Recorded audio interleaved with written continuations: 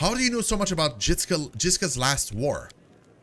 I can say without false modesty that there is no more authoritative researcher on Galarian when it comes to the history of warfare 3,000 years old before the foundation of Absalom. I've dedicated my whole life to this subject. I've personally visited old battlefields and studied the most mysterious and forbidden archives containing chronicles of ancient wars, sometimes risking my life in the process. I saw a fallen sky city of the Shori Empire with my own eyes. I ripped out the control crystal from an exterminator class combat golem that guarded the Jitska laboratory with my own hands. These fingers held the glass flask that the servants of Pharaoh of Forgotten Plagues used to create the first generation of pestilence that devastated the Jitska Imperium. How do I know so much? I saw and touched everything I'm telling you about. Damn. You're wrong to treat the Crusaders with such disdain. Allow me to explain. A debate? Oh, I will be happy to prove that the current conflict can't hold a candle to the last war of Jitska. Very well, the last war of Jitska was waged using a significantly greater number of troops. Both sides actively relied on reinforcements from allied planes, and their strategic planning was perfected through no fewer than 7 rounds of intensive designs. None of the above applies to this war of yours. Compared to Jitska, we are but stone club-wielding kobolds. I would like to conclude my thesis with a few words of wise counsel from Dagon, an advisor to the Pharaoh of Forgotten Plagues. I doubt you will comprehend the true genius of his statement, but here it is nevertheless. A gadfly sees the ox pays no heed to the gadfly, but crimson fever takes them both. Okay. I'm gonna try this here, right? It's a diplomacy check. I have a plus 12. I have to roll 3. I swear to God, if I roll a 1 or a 2, I am gonna be super salty. I got a plus 12. Come on. The events of the past are shrouded in legend, but the fate of the world is being decided here and now. That is what you failed to grasp. Thank God. Oh, I rolled a 14. Yeah, I got this. The earnestness on the faces of those around you has taken away Indara's panache, encouraging her to backtrack and stumble over words. Of course, I'm not trying to diminish the importance of current events. What I'm trying to say is that from the standpoint of history, and particularly the history of warfare, she falls silent, fixedly staring at the unfriendly eyes of her audience. The true importance of these developments won't become obvious until later. Well, Indara offers a pretentious dismissal. As a scholar, I cannot deny that there is a certain truth beneath your skeptical statements. History is a complex discipline rooted in fact in an evidentiary base that grows ever more meager the farther the described period is from the present moment. Of course, if I were to argue in bad faith, the way Crusaders embellished their tales of slaying a single Brimorak by adding a dozen Valors, for example, I could win this debate, but I'm above such things, and therefore I'm forced to admit that your skepticism is not entirely without merit. Wow. Well, have you changed your mind about joining the Crusades? I don't see the point. You Crusaders appear to be quite confident in your skill. If nothing else, you've presented your argument to me with extreme confidence. Indara unbuckles her sword belt and hands you the weapon. This is a worthy blade. It will be of use not only for the strong, but also for the wise. And I just got Claw of Jitska. Dude, and this is where I bid you farewell. Before the end of the day, I was planning to observe how winged demons use pack tactics to drive their prey like herds of livestock. It is about time I go back to my research. The hint of a smile graces Indara's lips, but when she sees disappointment in the eyes of many Crusaders around her. Stay safe.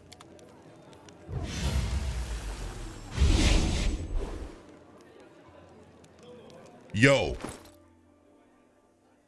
Hey, Shelty! Oh. Oh, it's a sword. It's a short sword. Come on, man. Oh, but it's on fire, though. This is a +1 flaming sword? Ooh. Would it be better for you? Can you? Oh, she can't even equip it. What about you? Oh. No, not you. You. Oh, but you use daggers, though, don't you? Oh, man. Who, like, because she already uses, like, a special sword. Like, that's... I don't think... Plus, it's not cold iron. So if you, so if you fight demons, that's not going to help, though. And it's not going to help me because I use, like, a two-handed weapon. Damn it. So nobody can use this? Your bonus is on daggers, right? Like, you have a specific bonus on daggers, if I'm not wrong.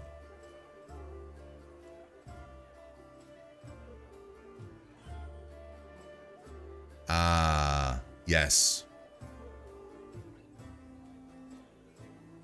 Yeah, that's it. So she doesn't... Wait!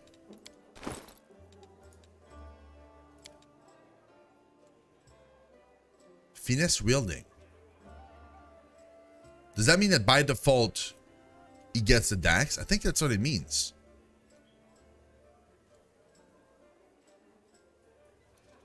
A straight sword forged by the craftsmen of Garund. The scabbard is decorated with engraving that depicts battles between Assyrian and the Jitska Imperium, accompanied by Indara's musing embroidered in golden thread. Wait, so I think that's what it means. Finesse wielding? I think that's what it means. I think it means that, like, I get the bonus from... we'll see here, right? Like, damage here says +5. Because this is the dex. If I am to equip this... It says +1.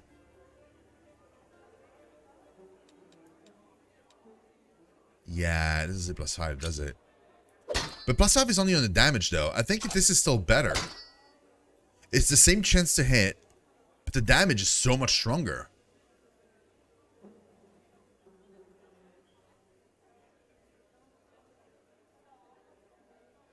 Yeah, I feel like this is better anyway.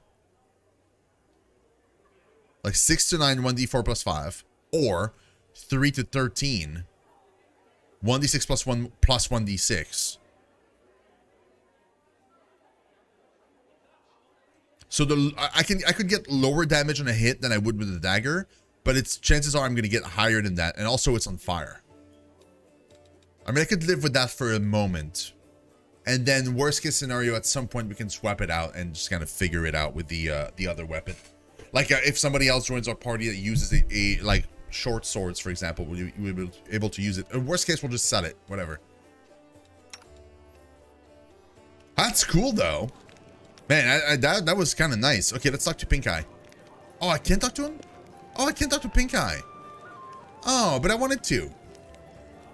Whatever. March on. He has like this super awesome name. Who's Hilor? A tall, athletic man greets you. His hair is prematurely gray and shorn close to his head in a military style. He is lean and well-groomed, and a monocle twinkles coldly in his eye. The bold set of his jaw and his large but agile frame attests that there is a man who is always ready to be on the move. Greetings, I am Ilor, Venture Captain of the Pathfinder Society. I'm the superior officer among Pathfinders in this region of Mendev. However, the Society is running almost no operations here right now. Besides me, there are almost no Pathfinders here. Actually, I'm only stuck here because of an old feud with a demon worshipper known as the Spinner of Nightmares. Yeah, I think we've met her. I had to work alone without the support of the Society, but I've made a lot of acquaintances among the local mercenaries and daring fighters. If you need any good fighters for an honest cause, talk to me. So this is cool. This is like, basically it's like this guy you can talk to and you can create other characters and they end up being like companions in your party. You have to pay for them though. And they're pretty expensive if I remember correctly. And I think I can like redo the training of my companions. I can like click here and redo some stats, but I'm not sure. Yeah. Tell me about the confrontation with the Spinner of Nightmares. It all began with a task of the Pathfinder Society. I arrived in Nerozian, the capital of the Crusader state of Mendev. Oh, we've never been there. The Rosian is designated first and foremost as a defensive fortification to hold back the endless demonic hordes of the World Wound. The Rosian is also a holy city of Ayamade. Many of its notable residents are devout worshippers of Ayamade, including Queen Galfrey, the ruler of Mendev. The cruciform cathedral to Ayamade is central to both Nerosian's physical structure and the defense of the city. The cathedral also draws faithful pilgrims from afar to worship at this renowned holy site. Okay, so he arrived in Nerosian with my team to investigate the sudden death of a famous crusader, Baron Falren. We soon focused in on a small hospital for the wealthy, where Falren was being treated shortly before his death. It turned out that a gang of Baphomet's cultists, calling themselves the Labyrinth of Mind, had gotten a foothold at the hospital.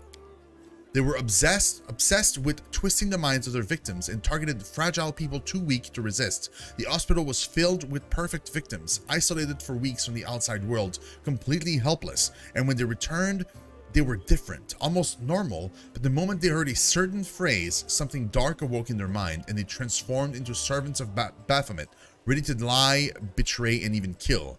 The Labyrinth of Mind was preparing to infiltrate all the elite circles in Mendev, but Baron Falren stopped them. He was too loyal to his oath and too resistant to their spells. He fought for his freedom until the strain broke his heart. We opened and cleaned the city of Baphomet's pit of vipers. Their den was a cradle of sin and filth. They cast spells on each other, and their loathsome fantasies stepped real free from their minds into the world. They dreamt of horrible and forbidden things, and they fought like mad. We burned the place to the ground and slaughtered everyone we could, but the leader of the cult were able to flee, and they were set upon revenge. Damn. They abducted my daughter Luri, who served under my command in the Pathfinder Society. They left me a note full of tart insults, mockery, and sneers. From that note, I learned the name of my enemy, the Spinner of Nightmares. A few months later, I confirmed that she was the leader of the Labyrinth of Mind. My hunt had begun. I would get Laurie back at any cost. Hilor grits his teeth with bulldog determination. That's from the book! That's from the book we found! Oh! It's the guy from the book! It was running after the Spinner of Nightmares on top of a building, and he slipped and he tried to shoot like his arbalete, his crossbow, and the Spinner of Nightmares avoided the hit, and he slipped and fell on the rooftop, and then she fled. Yeah. Hey Willie, what's up, man? Get his autograph? I should. Yeah, like, do you mind signing my book? I want to know more about you. What exactly are you interested in? I'm a common Pathfinder. There are many others like me. Fate and my orders brought me to this land. How'd you end up here? I'm working on an assignment from the Pathfinder Society, and then a demon worshipper named the Spinner of Nightmares abducted my daughter Lori. For the past 3 years, I've been trying to save her. During this time, I've become a specialist in scouting demon territory, and I've planted agents among the cultists. Truth be told, in pursuing the Spinner of Nightmares, I've been acting more on behalf of Queen Galfrey and the Pathfinder Society. It's a long story, maybe I'll tell you the rest of it sometime. He frowns grimly. The Spinner of Nightmares is a true spawn of the Abyss. I've fought her many times, and I've never been able to seize her by the throat. Tell me about your daughter. Hilor smiles, showing his healthy white teeth. As a girl, Lori was just an angel. We lost her mother early on. She was left to follow my example, a drifter with little idea how to talk to a 10-year-old girl. But even with such questionable parenting, Lori managed to grow into a wonderful girl, brave, smart, beautiful, and entirely unbearable. She's always argued with me about everything. When Lori was 18 and told me she was going to be a Pathfinder, all I said was, all right. I knew there was no use to try and talk her out of it, and she was a fine Pathfinder. Elor's fist clenched with a painful sounding crack. I'll never forgive the Spinner of Nightmares for taking my girl from me. What if, like, this, because the Spinner of Nightmares is the leader of the Labyrinth of the Mind. What if it's been 3 years, right? Like, it's entirely possible that he broke her and turned her into like an undercover cultist. And so whenever he finds her, maybe a simple word from his daughter would turn her against him, maybe even stab him in the back. That's not entirely impossible. Like, he has to be prepared for that. Tell me about the Pathfinder Society.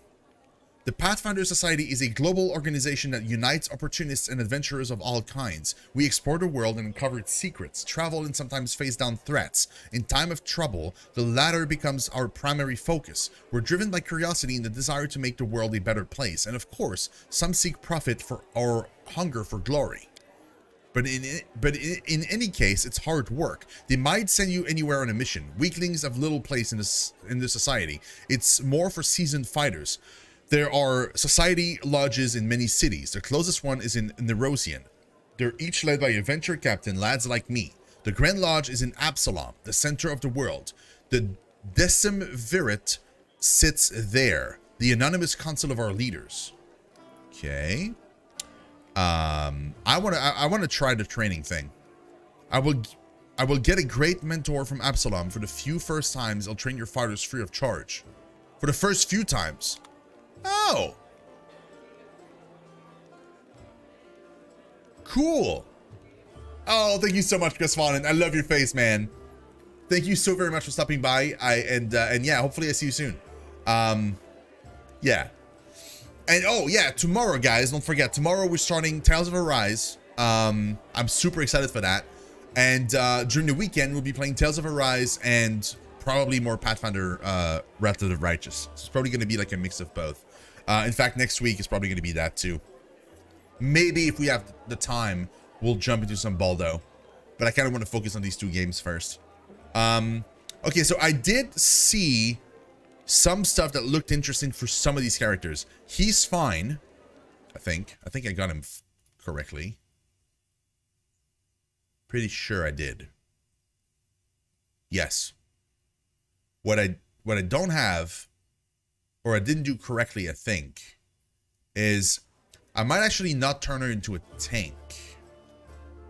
Maybe I should like turn her into more of a damage dealer. I'm not sure. I do know that I don't think I'm going to keep her a paladin in the end. I think I'm going to make her something else. I was thinking maybe going Oracle as well. That way she would have like a lot more spells like I do and would have a little bit more flexibility into what we want to do instead of being stuck as a paladin. I think that makes sense to me. So I think I'll start with you. And instead of going paladin,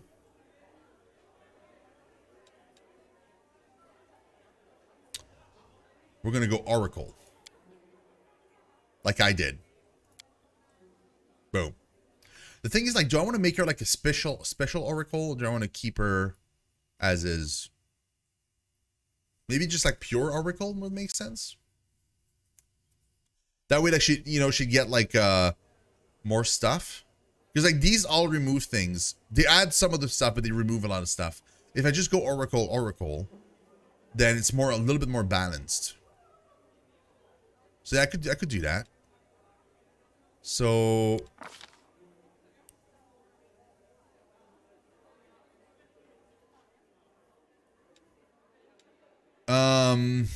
knowledge world.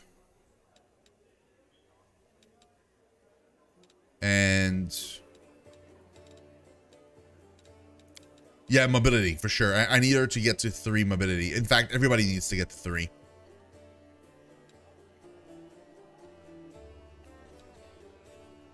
I still have 2 points. Low religion? Maybe? I don't know.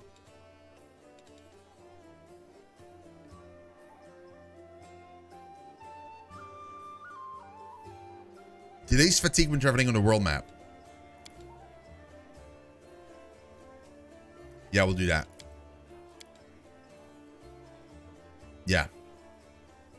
I think that's better. Next. The curse. What am I going to do with the curse here?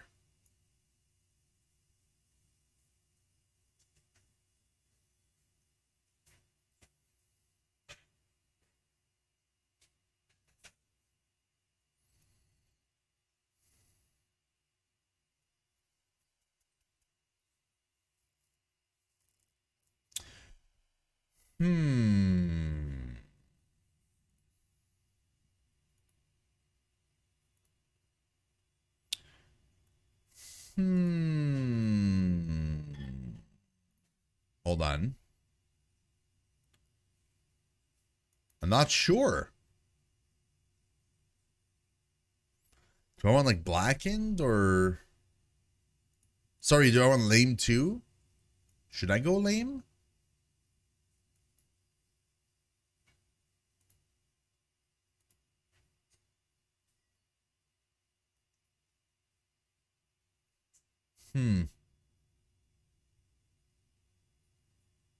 Because lame would be nice, because she would also be... Not sure, actually. Hold on, guys. I'm debating right now. Because lame would be that with lame she'd get like immune to fatigue condition, which would be super nice at level 5, like I am. That could be nice. But then again, like maybe I should go for something else, something that's a little bit more like defensive or offensive. Not blackened. I mean, Hellbound, it's it's a bit too much. Wolf's card face maybe. Because that's cool, because that's like a bunch of extra attacks, right? Like you gain a natural bite attack that deals 1d4 points of damage. At level 5, you can do a magic feint to your list of known spells, and your bite increase damage to 1d6.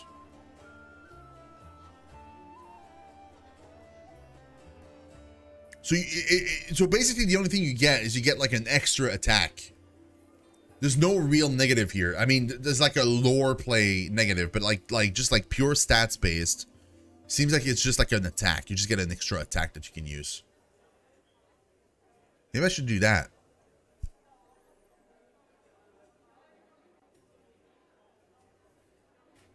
Yeah.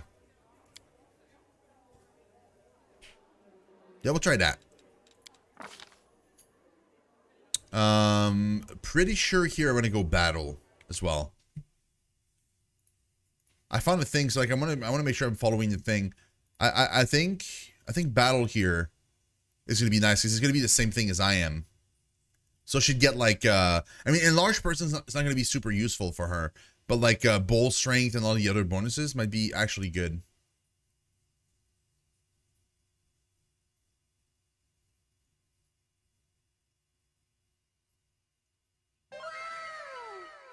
I'm not sure. Hey, sub with a 10 cheer. Thank you so much. That is very cool. Thank you.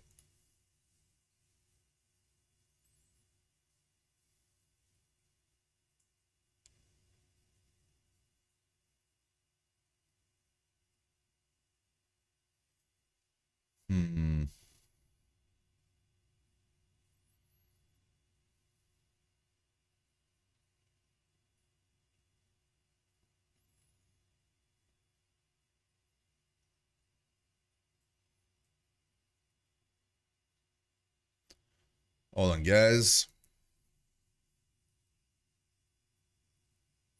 I'm just making sure like, I'm not making any mistakes here. I don't want to make... Some more intelligent people than I am figure all of this shit out.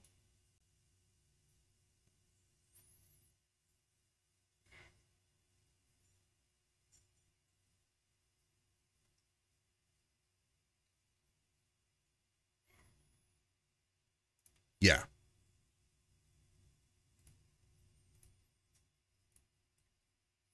They figured all of that stuff out.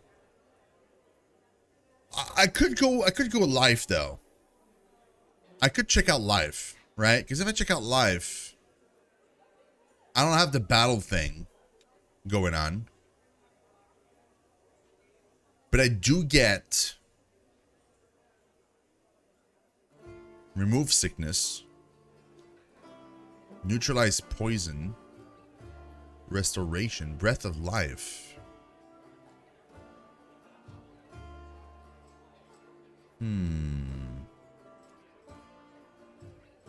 I think battle. We'll go battle. Yeah. So enlarged person is not going to be helpful for her, but bull strength will. So like next level, if I give her another level of oracle, she get that bonus. What about this? Yeah, that's super good too. For a tank, that's super nice.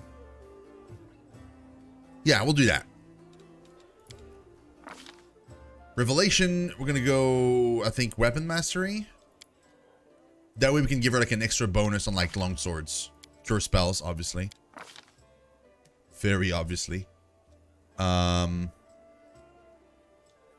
swords? Because I mean, that's what she's gonna be using. For sure. Spells. I think I'm gonna go Divine Favor, because that's an extra +1 bonus on attack and damage. And Shield of Faith.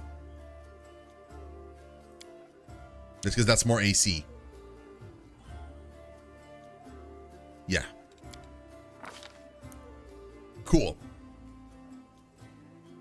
She gets a bunch of stuff here. On top of everything that she's already has.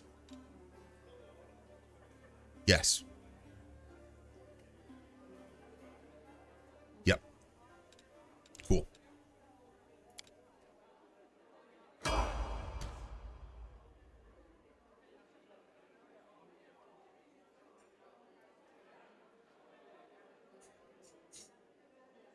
Oh, I made a mistake. I thought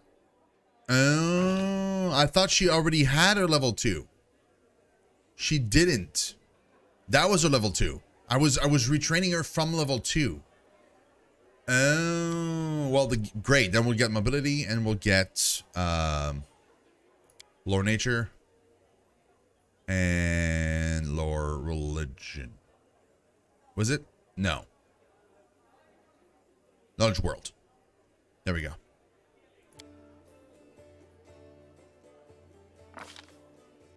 Defeat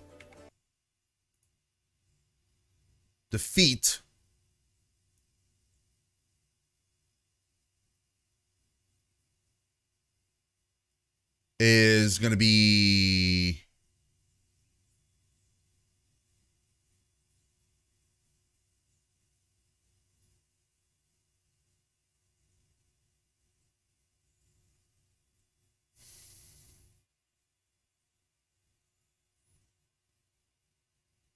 I don't know.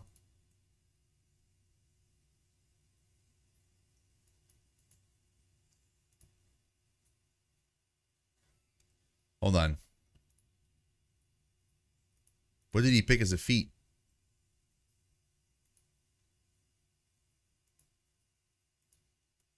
No, that's Oracle.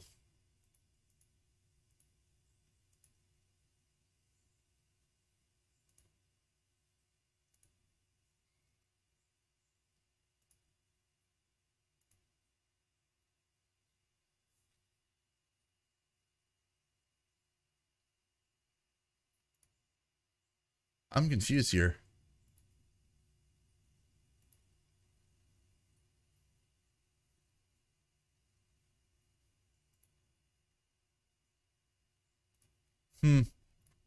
I don't know what to do here. Should I go?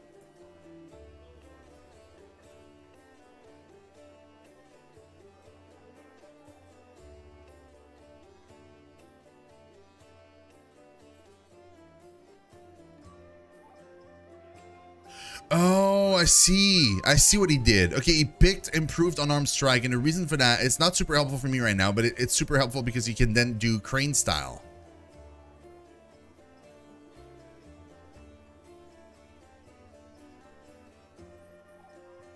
That's what he did. Okay. I see now. Yeah, we're good. That way, next time I get a feat, which I think is next level, she's going to get like a crane style, I think, and then she's going to be able to fight defensively all the time, which is super nice. And I think the other one that I wanted to change was Camellia, I think. Yeah, I think it was Camellia.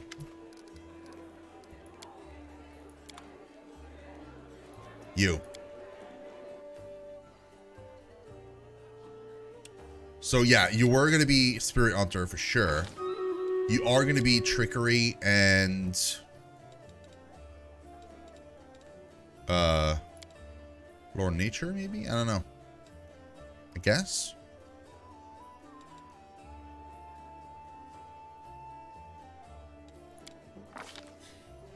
And you take Ice Plan because that was too good. to pass out. Nice.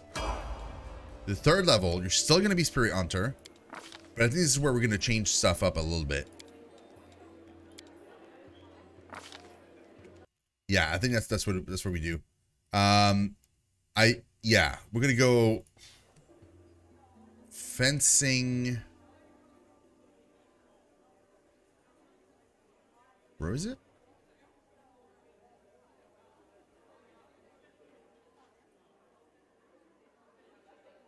Fencing Grace? I don't see that.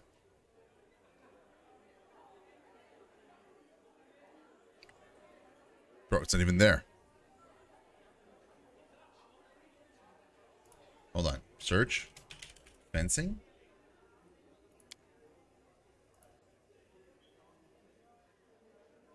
Weapon focus, one-handed piercing.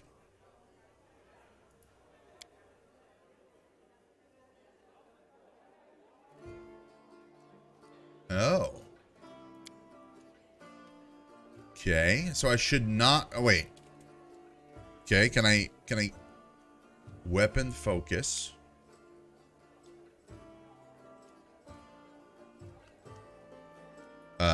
Rapier.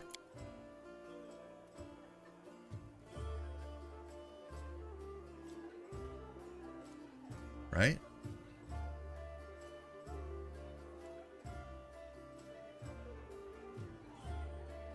I think that's it. One hand weapon piercing. That would be this. And then I can go next time I can go and pick fencing grace. That's gotta be it.